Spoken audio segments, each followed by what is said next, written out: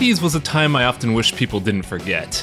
It set the scene for a lot of great games and movies, and the fashion designs were just hilarious. Luckily, recent trends in gaming have shown that developers share the same fondness of this era that I do. With that in mind, let's review Double Dragon Neon for the PC. Developed by WayForward and published by Midnight City, Double Dragon Neon is yet another reboot of the very perilous Double Dragon series, but in a very odd and refreshing direction. Meant to be a love letter to the 80s, Neon takes the old Double Dragon formula and applies a very heavy neon punk theme to the design, and improves on the original mechanics to fit modern gaming.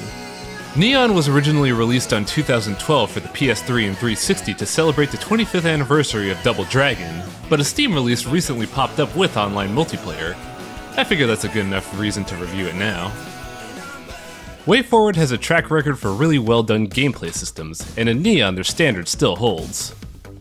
Billy and Jimmy start off with punches and kicks for combos, a throw for stunned enemies, and a dodge for defense. The dodge maneuver comes with a gleam mechanic that gives you a huge damage boost for a perfect dodge, which rewards skill development since the dodge isn't a totally safe maneuver. Players can mix more variety into their gameplay by selecting different stances and special moves, which can vary from easier stuns to building up power through a combo meter. What feels great about Neon, however, is the difficulty curve.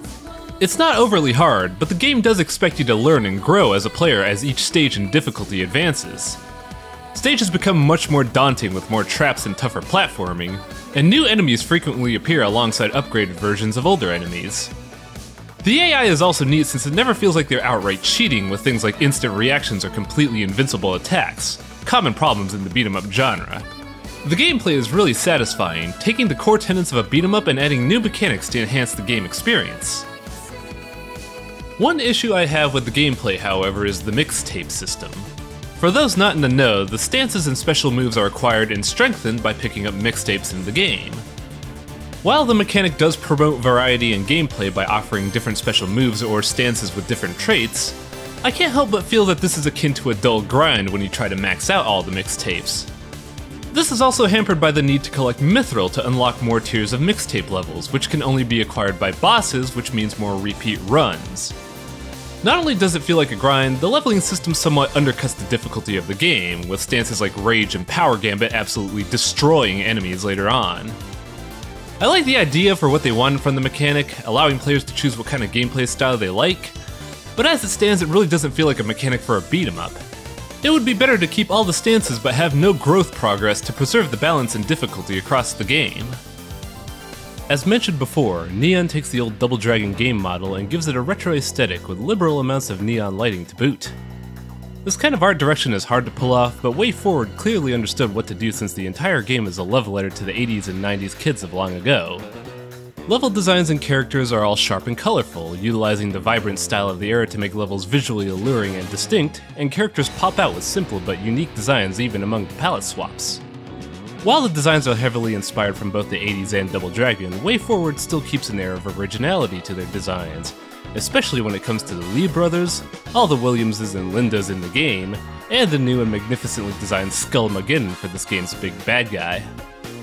The writing in the game is very simple, but the humor is a fantastic balance of callbacks, actual humor, and old jargon, which all leads to a cocktail of comedy that directly linked to my funny bone. Hurry up, buttfinger! Come on, wiener! Quit lagging, dragon! The music in this game is all composed by Jake Kaufman and exudes that old techno and power rock feeling to each song.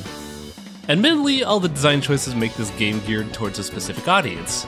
And while the design choices are fantastic, I could see younger consumers or diehard fans of the old series having a tough time swallowing the game's design. The PC engine for Neon is a mixed bag of perks and issues. The game runs pretty well, although it requires a medium amount of hard drive space and a decent amount of processing power and memory to operate. The options menu is well done, offering a good set of options to customize for sound and display, alongside offering 360 controller and keyboard support. One issue to note with the display options is that the display resolution is fixed at 1366 by 768 if you ever want to play borderless windowed mode, and the window will stick to the top left of your screen in that instance. Another problem I have is the sheer amount of creds you have to tolerate at the beginning of the game. And while you can mash ASDF on your keyboard to speed it up, there's still a lot of stuff to go through that cannot be skipped. Finally, at the time of release, online mode is rife with glitches.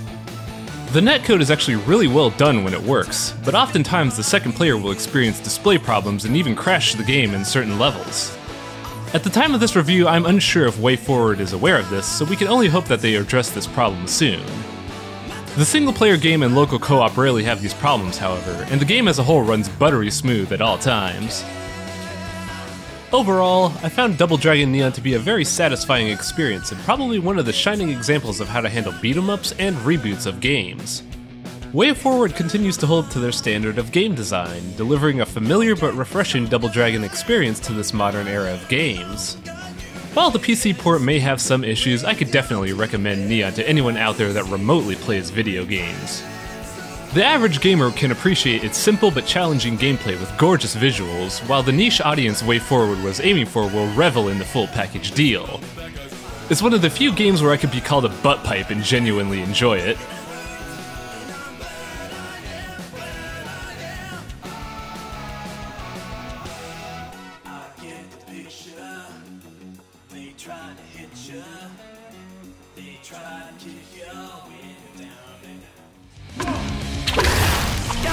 When I'm about to swing my sword, just punch me and I'll stop. I'll save you a trip to the internet.